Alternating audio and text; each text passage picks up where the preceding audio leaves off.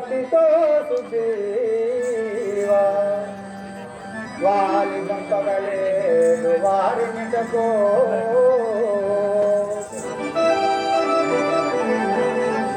Dasharatha Maharaj తనయులు వారయ్యా Rama లక్ష్మణులయ్యా రవికుమారా